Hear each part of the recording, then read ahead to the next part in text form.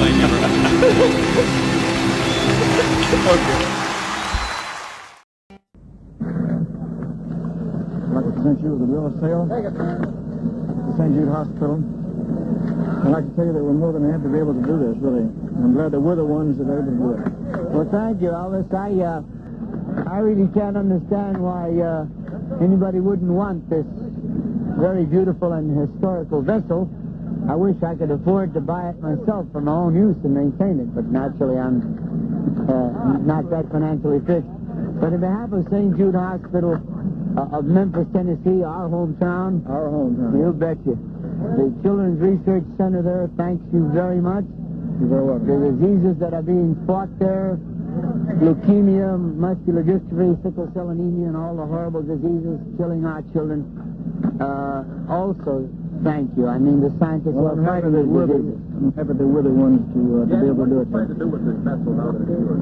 Well, now that St. Jude Hospital has taken over this vessel, we naturally plan to try to sell it or sell it as soon as is humanly possible, because we're not interested in a commercial venture of any kind or a sightseeing vessel, although it certainly should be enshrined. I'm surprised that it hasn't been. We'll have another auction out here with people bidding like we had before. I don't know. We have several private buyers already interested. I don't think that we will go through the hassle of an auction. I don't think so either. We will just discuss it with the interested parties and give it to the... If they do, we'll come by it again. Yeah, we'll come and buy it again. Mr. Presley, what did you think when the March of Dimes said they weren't interested in it? What transpired there? Well, I could understand their reason for it, really. I was a little surprised, but I could understand their reason for it. Were you ever afraid you might not be able to get rid of it? Well, that wasn't the case, because that was the reason for it, was the March of Dimes. No, frankly, I happen to know, and I know Elvis is a little too modest to talk about it, but immediately after he purchased it, he could have sold it at a personal profit to himself. But that isn't why he bought it. He bought it with charity in mind. And he was there, and he felt that he could outbid the highest bidder, and he did. But his primary thinking, and still his thinking, was to turn it over to some worthy charity. And his first thought was the March of Dimes on a national basis, and they couldn't handle it. Well, I can understand that, too. Only volunteer organizations can handle a matter like this, because, you see, volunteers work much harder than paid people, by far. And all of our people are volunteers, and I know we have a half a dozen men who can handle this ship and handle it. Well, like I said, I can understand it.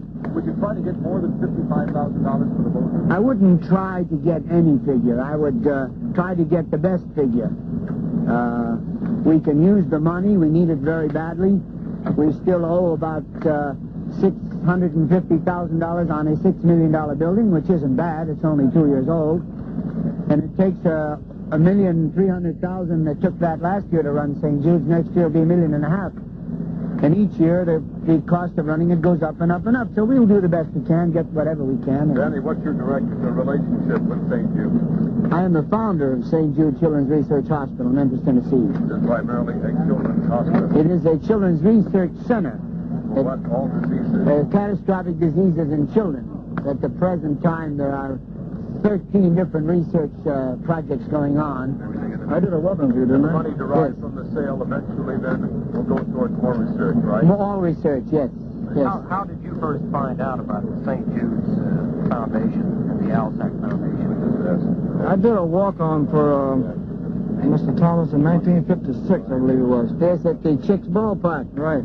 At the Memphis Chicks baseball team ballpark. A little personal question. And they built a hospital where my house used to be. Yeah, we did. We built a hospital right where his house used to be. It's true. His old house, yeah. Well, like I said, we can understand about the March of Dimes, but we're just as happy to be able to give it to this organization. What happened to the Coast Guard Auxiliary? I beg your pardon? What happened to the Coast Guard Auxiliary? Oh, I don't know. I couldn't answer that, really. I believe, I think that that was kind of an embarrassing situation. After all, the Coast Guard, is the United States government. And I think that somebody thought it not in proper taste for the Coast Guard to take it and use its proceeds for some officers' club or something like that. Wasn't there a story on the wire, Danny, relative to overruling by the wives of the Coast Guard Auxiliary? It was my contention of this. I never heard that. I was not under the impression that the wives of the Coast Guards were running it, but they might be. They might be. Yeah. My wife runs me, I know that.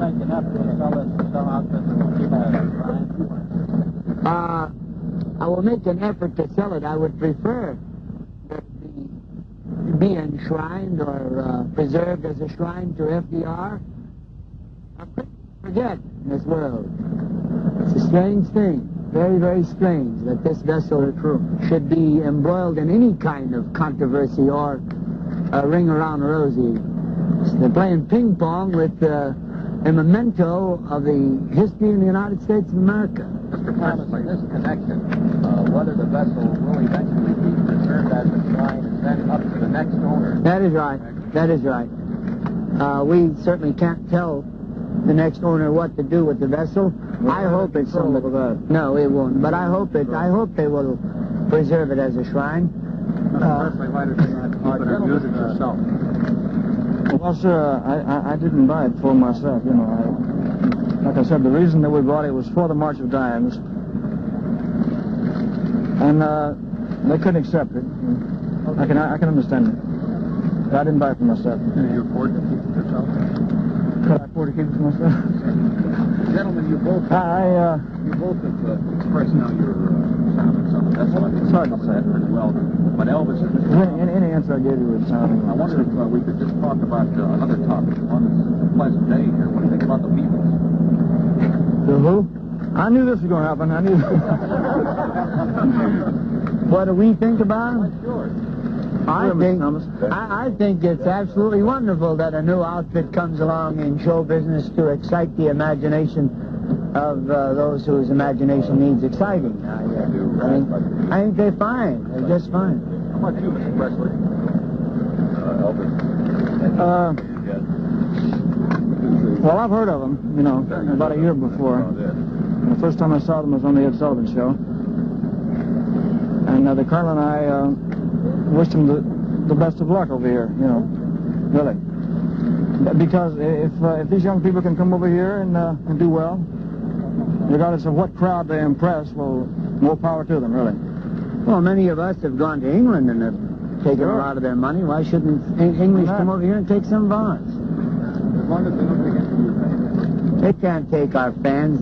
There isn't any one of us in any media of show business, any of the media, that's got all the fans. Nobody owns 180-some million people in this country. That's true. It takes a lot of us to please them all. We've all got our niche, and we're all making a living, and we're all very happy in our business, and we don't mind newcomers coming along who excite the imagination. I think when one place does business, it's good for the other place, too, you know. Competition is great. Thank you all very much.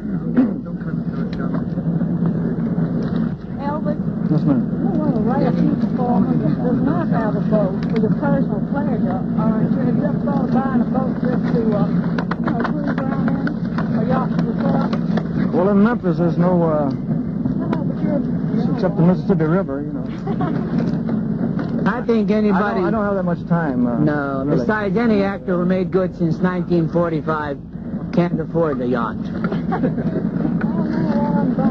You haven't heard about taxes, man. You're like my wife. She never heard of them either. She reads in the paper how much I make. That's how much she spends. Elvis. About the Beatles. They're no competition to you, Elvis. No, Good gosh, you're a motion picture star. I don't even paint like that, Mr. Why, certainly not. Certainly not. Say, Elvis, how do you... Because that's been true about every young performer, anybody in What I show do business. you, when you hand him the keys to the boat, I want him back, because that's what I Are said. they the keys to the boat? Is it really? We get you both standing then. How about it? Stand up. Stand up. I want to tell you just be talking for a minute, and then hold out the keys so I can see it, will you? With this key IV wedge. Which Back bank up, fellas, we don't need to be in this close. Which bank is your social deposit box? Yeah. Let's back up, fellas. Find something. Let's back up. Yeah. talking for a minute. Thank you very much, Elvis. If I seem to be a little nervous, gentlemen, it's because I am. So I can see them, will you? No. Elvis, those might be What? Give him another kiss, Daddy. I don't know about this. I don't know about this kissing stuff, he said. That's a brotherly kiss, pal. Might be a piece of the Lincoln, too, you know. Yeah. Oh, I have one. There we are. There's the keys. There's the bill of sale. Okay. Danny, you have to use the yacht at all while you own it. I beg your pardon, sir? Did you use the yacht at all while you owned it? No, sir. It took all the time to get it cleaned up. Well, I worked all night last night to get it cleaned up for today. Okay. So the safety deposit box. The safety deposit. I think so. All right, boys. One second, please. Got the key job? I set the thing up, but I can't. Yeah, go for what happened. Elvis, hold the keys up like that. Danny, you get your finger on it. Come on. Come in. Nobody's going to buy it. It's blank. Okay. The other way, yeah. Okay. Well, that Thomas was today, didn't he? Never. No necessity for that. Danny, Go ahead, Al. one thing I wondered, I thought that maybe Elvis might have heard some of the Teen March promos on the KFWB. He was telling me about this. Yes, the Teenagers March is conducted in the greater Los Angeles area by KFWB, and Al Wyman of KFWB is our chairman, and he's done a great job over there with Hawthorne and Joe Drilling, all the fellas, and all the DJs. I wondered if maybe you heard some of the promos during the December campaign that we were having, and that might have had something to do with your giving the yacht to Al Sack today. No, I wasn't here. You know, it's been about 3 months since I've been in town. But he was telling me downstairs about it. We were talking about it, Al. He was out of town during the campaign. About how much help they bring to bearing about it. We took in $63,000. $63,000. The Teenage March. Could I get a shot of you with the front over here? All right. All kidding aside, I wish them the best of luck. And I hope they do very well. Because I don't think like that. I've been too lucky myself. I've been too busy myself. I wish them the best of luck. I sincerely mean that, really. Them and anybody else. In this business. They're supposed to. We tried to look at that. Elvis, what happened? Thanks a lot, Al. Yes, sir. The yacht would automatically go to the march. President Roosevelt favorite I wanted to ask you another question, inside question about KFWB. I wanted to know if you were aware of the fact that we ran a special report on you called the Elvis Presley Mystery. Did you hear anything about that? Or did you get any response or fan mail from it? Yes, I did. I didn't know exactly what it was. I tried to figure it out myself. We did a special report. We had interviews with all kinds of people that knew you, and what we tried to do was to give the public an idea of what Elvis Presley was really like. We had interviews with Nick Adams and people that had worked with you in the past when you were on your way to the top. I just wondered if you had heard about it, and if you did, whether or not you had any response from the fans that you have to the program. Well, I got response at my home, you know, and people were calling up and asking what it was and what was going on and everything. And then I went back to Memphis and I got letters from people in L.A. And you think it all came from the fact that we were running this special report called the Elvis Presley Mystery? I'm pretty sure that it did. In fact, it was a mystery to me for a long time, too. It still is. That's for all this time. What you may read in the most widely circulated Sanville Times. I saw that.